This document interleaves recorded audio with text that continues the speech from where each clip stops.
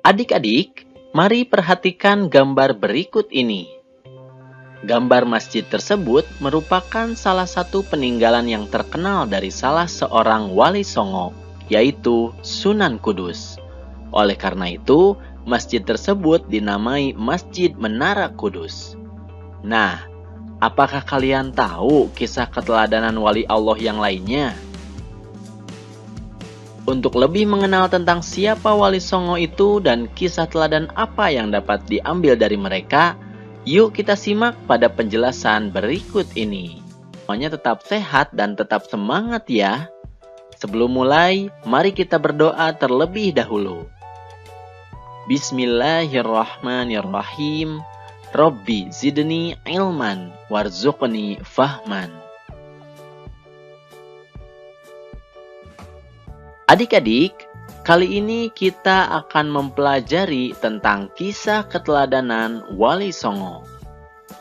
Setelah mempelajari materi ini, diharapkan kalian mampu memahami kisah keteladanan Wali Songo dan menceritakan kisah keteladanan Wali Songo.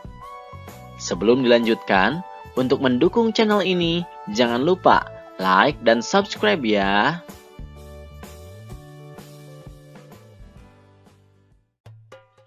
Yang pertama, Sunan Gresik atau Maulana Malik Ibrahim. Maulana Malik Ibrahim disebut juga Sunan Gresik atau Sunan Tandes. Ia lahir di Samarkand, Asia Tengah, dan wafat di Desa Gapura, Gresik, Jawa Timur. Kisah keteladanannya adalah semangatnya mendakwahkan Islam. Sunan Gresik banyak membela rakyat Jawa yang tertindas oleh Majapahit. Ia juga mengajarkan cara-cara baru bercocok tanam. 2. Sunan Ampel atau Raden Rahmat. Sunan Ampel atau Raden Rahmat dianggap sebagai sesepuh oleh para wali lainnya. Makam Sunan Ampel terletak di dekat Masjid Ampel, Surabaya. Kisah keteladanan yang menarik adalah ketika Sunan Ampel berdakwah kepada Prabu Brawijaya. Meskipun akhirnya tidak memeluk agama Islam, Prabu Brawijaya terkesan dengan ajaran agama Islam sebagai ajaran budi pekerti yang mulia. Sunan Ampel mengajarkan falsafah Moh Limo atau 5M. Yang dimaksud dengan Moh Limo adalah tidak mau melakukan 5 perbuatan tercela, yaitu main atau berjudi, ngombe atau mabuk-mabukan, maling atau mencuri, madat atau menghisap candu atau ganja, dan madon atau berzina. 3. Sunan Bonang atau Makhdum Ibrahim. Sunan Bonang adalah putra Sunan Ampel dan sekaligus muridnya. Ia wafat pada tahun 1525. Kisah keteladanannya adalah cara berdakwahnya yang bijak. Sunan Bonang sering menggunakan kesenian rakyat untuk menarik simpati mereka. Ia memasukkan alat musik bonang pada seperangkat alat musik gamelan. Oleh karena itu, ia dikenal dengan sebutan Sunan Bonang. Sunan Bonang juga penggubah suluk wijil dan tembang Tombo Ati. 4. Sunan Derajat. Sunan Derajat juga putra Sunan Ampel. Ia diperkirakan wafat pada tahun 1522 Masehi. Pesantren Sunan Derajat dijalankan di Desa Derajat, Kecamatan Paciran, Lamongan, Jawa Timur. Kisah keteladanannya adalah cara dakwahnya yang menekankan keteladanan dalam hal perilaku yang terpuji, kedermawanan, kerja keras, dan peningkatan kemakmuran masyarakat sebagai pengamalan agama Islam. Sunan Derajat juga berdakwah melalui kesenian. Tembang Macapat Pangkur disebut sebagai ciptaannya. 5. Sunan Kudus. Sunan Kudus adalah putra Sunan Ngudung atau Raden Usman Haji. Ia memiliki peran yang besar dalam pemerintahan Kesultanan Demak.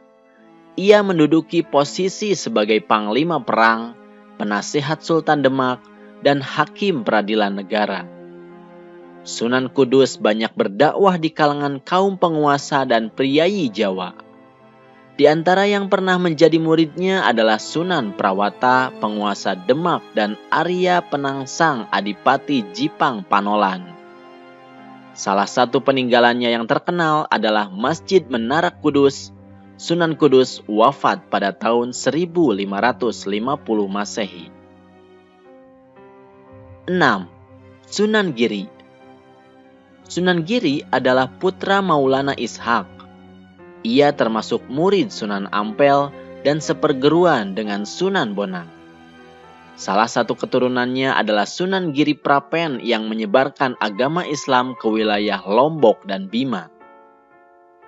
Sunan Giri sangat berjasa mendakwahkan Islam di Jawa bahkan sampai ke wilayah timur Indonesia. Ia pernah menjadi hakim dalam perkara Syekh Siti Jenar. Ia pun juga berdakwah melalui kesenian. Tembang Islami untuk dolanan anak-anak diciptakannya, seperti jamuran, jitungan, dan delikan. 7. Sunan Kalijaga atau Raden Said. Sunan Kalijaga adalah putra Adipati Tuban yang bernama Tumenggung Wilatikta atau Raden Sahur atau Sayyid Ahmad bin Mansur atau Syekh Subakir. Ia adalah murid Sunan Bonang. Sunan Kalijaga juga menggunakan kesenian dan kebudayaan sebagai sarana untuk berdakwah, seperti wayang kulit dan tembang suluk. Tembang suluk ilir-ilir dan gundul-gundul pacul juga dianggap sebagai hasil karyanya. 8. Sunan Muria atau Raden Umar Said. Sunan Muria atau Raden Umar Said adalah putra Sunan Kalijaga. Ia adalah adik ipar Sunan Kudus. Tempat tinggalnya di Gunung Muria yang letaknya di sebelah utara kota Kudus, Jawa Tengah. Seperti ayahnya Sunan Kalijaga, ia berdakwah dengan cara lembut. Kesenian gamelan dan wayang tetap digunakannya sebagai alat berdakwah. Sunan Muria menciptakan tembang sinom dan kinanti. Sasaran dakwahnya para pedagang, nelayan, pelaut, dan rakyat jelata. 9. Sunan Gunung Jati atau Syarif Hidayatullah. Sunan Gunung Jati atau Syarif Hidayatullah adalah putra Syarif Abdullah Umdatuddin. Ia berjasa mengembangkan Cirebon sebagai pusat dakwah dan pemerintahannya yang kemudian menjadi Kesultanan Cirebon. Anaknya yang bernama Maulana Hasanuddin juga berhasil mengembangkan kekuasaan dan menyebarkan agama Islam di Banten, sehingga kemudian menjadi Kesultanan Banten. Sunan Gunung Jati memberikan keteladanan yang baik dalam bekerja. Ia sering ikut bermusyawarah dengan para wali lainnya di Masjid Demak. Pada pembangunan Masjid Agung Sang Cipta Rasa tahun 1480, Sunan Gunung Jati melibatkan banyak pihak, termasuk para wali lainnya dan sejumlah tenaga ahli yang dikirim oleh Raden Patah. Alhamdulillahirabbil alamin. Materinya sudah selesai. Semoga sekarang kalian sudah mampu memahami dan menceritakan kisah keteladanan Wali Songo. Terima kasih atas perhatiannya dan mohon maaf jika ada kesalahan. Billahi taufiq wal hidayah. Wassalamualaikum warahmatullahi wabarakatuh.